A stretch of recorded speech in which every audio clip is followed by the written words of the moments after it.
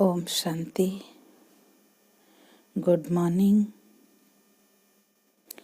आज साकार मुरली 22/12/20। बाप दादा मधुबन। मीठे बाबा ने बोला, मीठे बच्चे, तुम्हें अभी बाप द्वारा दिव्य दृष्टि मिली है। उस दिव्य दृष्टि से ही तुम आत्मा और परमात्मा को देख सकते हो। आज का प्रश्न, ड्रामा के किस राज को समझने वाले कौन सी राय किसी को भी नहीं देंगे?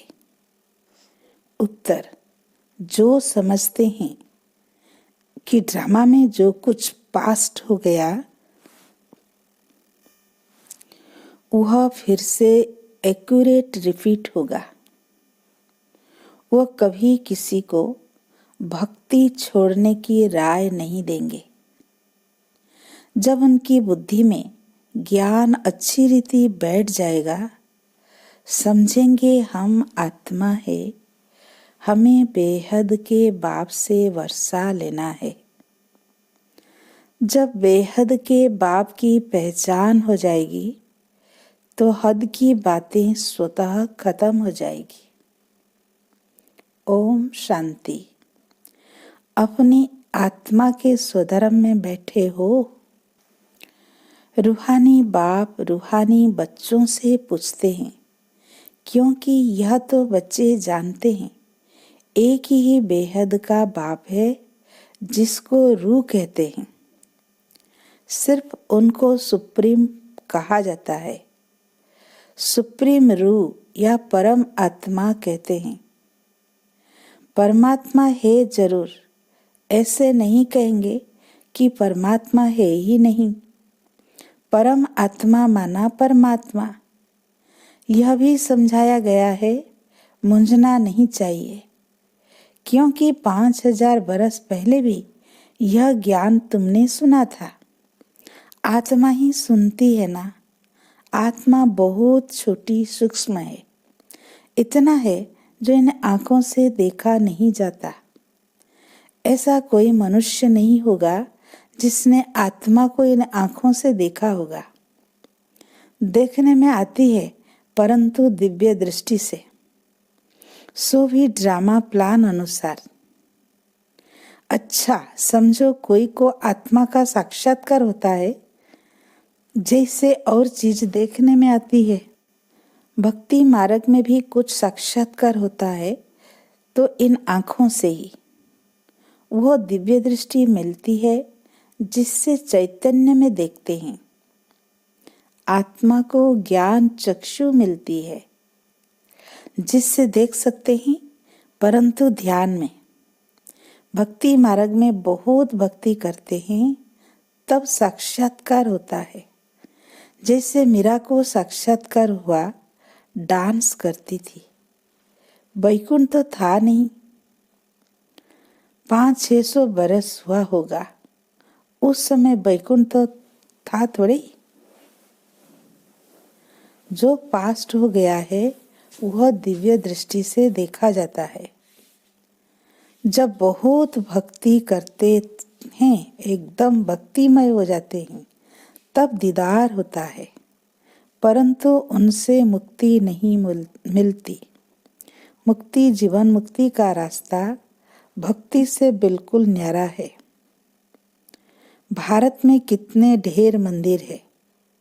शिव का लिंग रखते हैं, बड़ा लिंग भी रखते हैं, छोटा भी रखते हैं। अब यह तो बच्चे जानते हैं, जैसे आत्मा है वैसे परम पिता परमात्मा है। साइज सबका एक ही है। जैसे बाप वैसे बच्चे। आत्माएं सब भाई भाई हैं। आत्माएं इस शरीर में आती है पाठ बजाने। यह समझने की बातें हैं। यह कोई भक्ति मार्ग की दंत कथाएं नहीं है। ज्ञान मार्ग की बातें सिर्फ एक बाप ही समझाते हैं। कोई कहते हैं ना, भक्ति का ज्ञान आपका ज्ञान समान है। बाबा कहते हैं नहीं, ज्ञान मार्ग की बातें सिर्फ एक बाप ही समझाते हैं। पहले पहले समझाने वाला बेहद का बाप निराकार ही है। उनके लिए पूरी रीति कोई भी समझ नहीं सकते। कहते हैं वह तो सर्वव्यापी है, यह कोई राइट नहीं। बाप को पुकारते हैं, बहुत प्यार से बुलाते हैं, कहते हैं बाबा आप जब आएंगे तो आप पर हम बारी जाएंगे। मेरा तो बाप आप हो, दूसरा न कोई।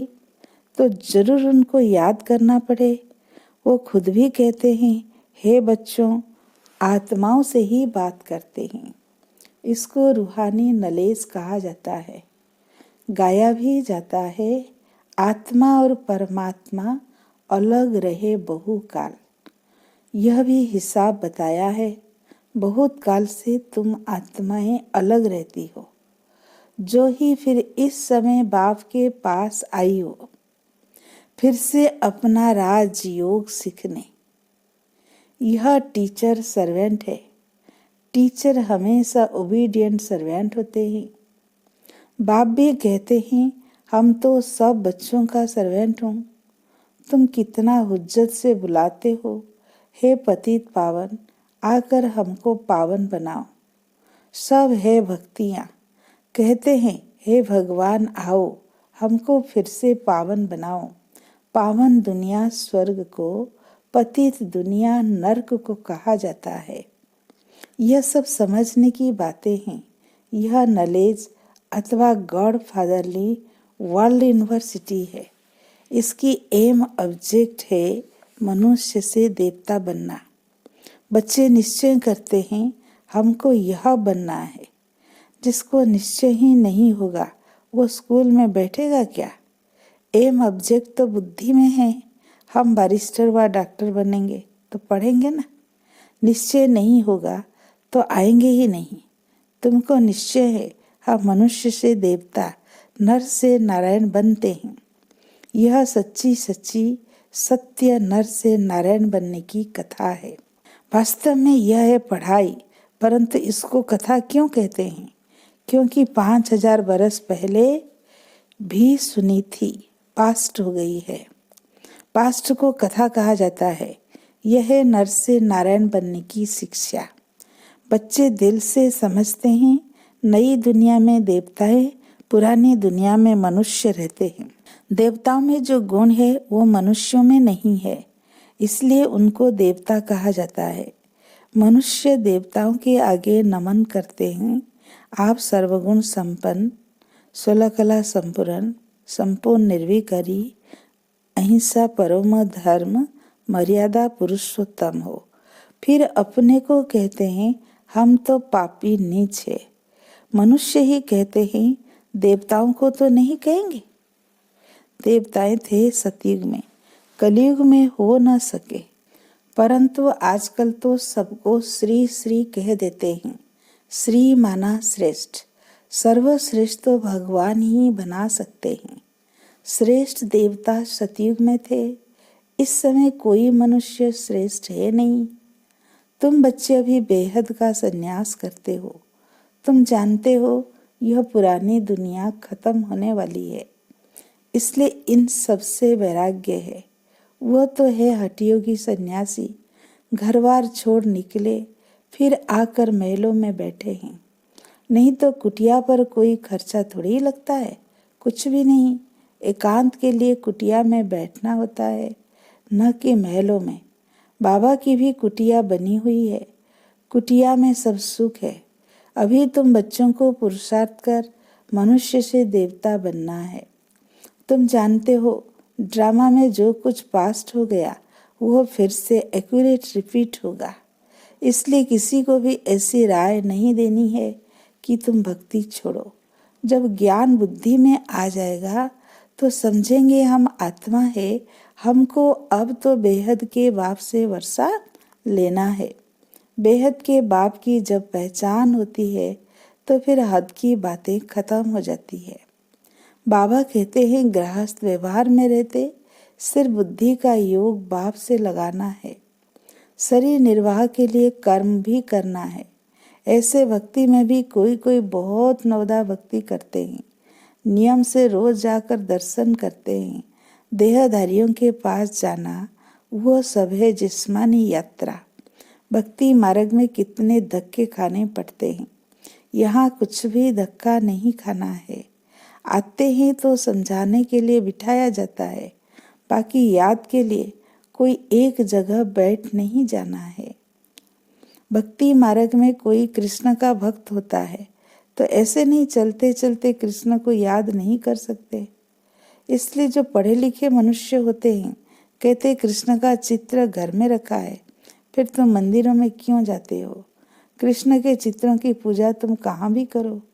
अच्छा, चित्र ना रखो, याद करते रहो। एक बार चीज देखी तो फिर वो याद रहती है। तुमको भी यही कहते हैं, शिव बाबा को तुम घर बैठे याद नहीं कर सकते हो। यह तो है नई बात। शिव बाबा को कोई भी जानते नहीं, नाम रूप देश काल को जानते ही नहीं। कह देते सर्वव्यापी है। आत्मा को परमात्मा तो नहीं कहा जाता है। आत्मा को बाप की याद आती है, परंतु बाप को जानते नहीं तो समझाना पड़े 7 रोज। फिर रोजगारी पॉइंट्स भी समझाई जाती है। बाप ज्ञान का सागर है ना, कितने समय से सुनते आए हो, क्योंकि नॉलेजफुल है ना।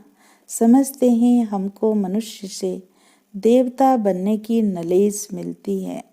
बाबा कहते हैं तुमको नई नई गुया बातें सुनाते हैं। मुरली तुमको नहीं मिलती है तो तुम कितना चिल्लाते हो। बाबा कहते हैं तुम बाप को तो याद करो। मुरली पढ़ते हो फिर भी भूल जाते हो। पहले पहले तो यह याद करना है, मैं आत्मा हूँ, इतनी छोटी बिंदी हूँ। आत्मा को भी जानना है। कहते हैं इनकी आत्मा निकल दूसरे में प्रवेश किया। हम आत्मा ही जन्म लेते लेते अब पतित अपवित्र बने हैं। पहले तुम पवित्र गृहस्थ धर्म के थे। लक्ष्मी नारायण दोनों पवित्र थे, फिर दोनों ही अपवित्र बने, फिर दोनों पवित्र होते हैं। तो क्या अपवित्र से पवित्र बने या पवित्र जन्म लिया? बाप बैठ समझाते हैं कैसे तुम पवित्र थे, फिर बाप मार्ग में जाने से अपवित्र बने हो। पुजारी को अपवित्र, पूज्य को पवित्र कहेंगे। सारे वर्ल्ड की हिस्ट्री ज्योग्राफी अब तुम्हारी बुद्धि में है। कौन कौन राज्य करते थे, कैसे उन्होंने राज्य मिला, यह तुम जानते हो और कोई नहीं जो जानता हो। तुम्हारे पास भी आगे यह नॉलेज रचता और रचना के आदि मध्य अंत की नहीं थी। गोया तुम नास्तिक थे, नहीं जानते थे। नास्तिक बनने से कितना दुखी बन जाते हैं। अब तुम यहाँ आए हो यह देवता बनने, वहाँ कितने सुख होंगे। दैवी गुण भी यहाँ धारण करने हैं। प्रजापिता ब्रह्मा की औलाद भाई बहनें ठहरे ना। क्रिमिनल दृष्टि जानी नहीं चाहिए, इसमें है मेहनत। आंखें बड़ी क्रिमिनल है, सब अंगों से क्रिमिनल है आंखें। आधा कल्प क्रिमिनल, आधा कल्प सिविल रहती है। सतयुग में क्रिमिनल नहीं रहती है। आंखें क्रिमिनल है तो असुर कहलाते हैं। बाप खुद कहते हैं मैं पतित दुनिया में आता हूँ। जो पतित बने हैं उनको ही पावन बनना है। मनुष्य तो कहते हैं यह अपने को भगवान कहलाते हैं। झाड़ में देखो, एकदम तमो प्रधान दुनिया के अंत में खड़ा है, वही फिर तपस्या कर रहे हैं। सतयुग में लक्ष्मी नारायण की डिनास्टी चलती है। संबत भी इन लक्ष्मी नारायण से गिना जाएगा। इसलिए बाबा कहते हैं लक्ष्मी नारायण का राज्य दिखाते हो तो लिखो, इससे 1250 बरस के बाद त्रेता। शास्त्रों में फिर लाखों बरस लिख दिए हैं। रात दिन का फर्क हो गया ना। ब्रह्मा की रात आधा कल्प, ब्रह्मा का दिन आधा कल्प। यह बातें बाप ही समझाते हैं। फिर भी कहते हैं मीठे बच्चे अपने को आत्मा समझो, बाप को याद करो। उनको याद करते करते तुम पावन बन जाएंगे, फिर अंतमति सुगति हो जाएगी। बाबा ऐसे नहीं कहते हैं यहाँ बैठ जाओ। सर्विसेबल बच्चों को तो बिठाएंगे नहीं, सेंटर, म्यूजियम आदि। बाप कहते हैं मैं एक ही बार स्वर्ग की स्थापना करने आता हूँ। एक ही दुनिया है जिनका चक्र फिरता रहता है। मनुष्यों की तो अनेक मतें, अनेक बातें हैं। मत मतांतर कितने हैं। इसको कहा जाता है अद्वैत मत। झाड़ कितना बड़ा है, कितनी टाल टालियां निकलती है, कितने धर्म फैले रहे हैं। पहले तो एक मत एक राज्य था, सारे विश्व पर इनका राज्य था। यह भी अभी तुमको मालूम पड़ा है। हम ही सारे विश्व के मालिक थे, फिर 84 जन्म भोग कंगाल बने हैं। अभी तुम काल पर जीत पाते हो। वहाँ कभी अकाले मृत्यु होता नहीं। यहाँ तो देखो बैठे बैठे अकाले मृत्यु होती रहती है। चारों तरफ मौत ही मौत है। वहाँ ऐसे नहीं होता। पूरी एज लाइफ चलती है। भारत में प्योरिटी, पीस, प्रॉस्पेरिटी थी। 150 वर्ष एवरेज आयु थी। अभी कितनी आयु रहती है?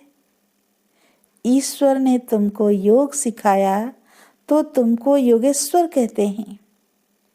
वहाँ थोड़े ही कहेंगे इस समय तुम योगेश्वर हो, तुमको ईश्वर राजयोग सिखा रहे हैं। फिर राज राजेश्वर बनना है। अभी तुम ज्ञानेश्वर हो, फिर राजेश्वर अर्थात राजाओं का राजा बनेंगे। अच्छा, मीठे मीठे सिकीलधे बच्चों प्रति माता पिता बाप दादा का याद प्यार और गुड मॉर्निंग। रूहानी बाप की रूहानी बच्चों को नमस्ते। हम रूहानी बच्चों की रूहानी बाप दादा को याद प्यार, गुड मॉर्निंग, नमस्ते नमस्ते नमस्ते।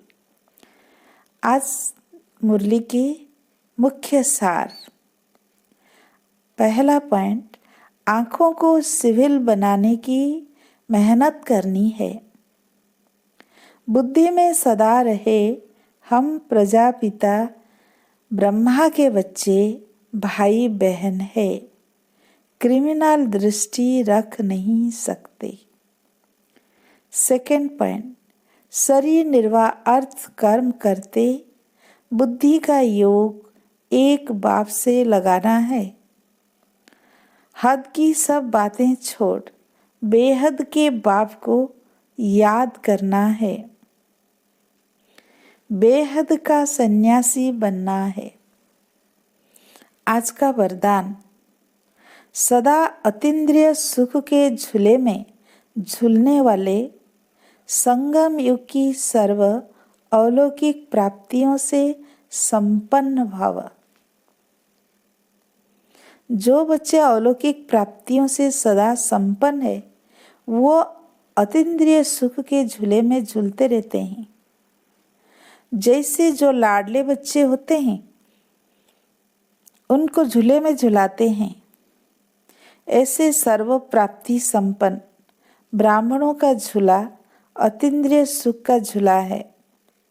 इसी झूले में सदा झूलते रहो। कभी भी देह अभिमान में नहीं आना। जो झूले से उतरकर धरती पर पांव रखते हैं वो मेले में मैले हो जाते हैं। ऊंचे से ऊंचे बाप के स्वच्छ बच्चे सदा अतीन्द्रिय सुख के झूले में झूलते हैं, मिट्टी में पांव नहीं रख सकते। आज का स्लोगन, मैं त्यागी हूँ। इस अभिमान का त्याग ही सच्चा त्याग है।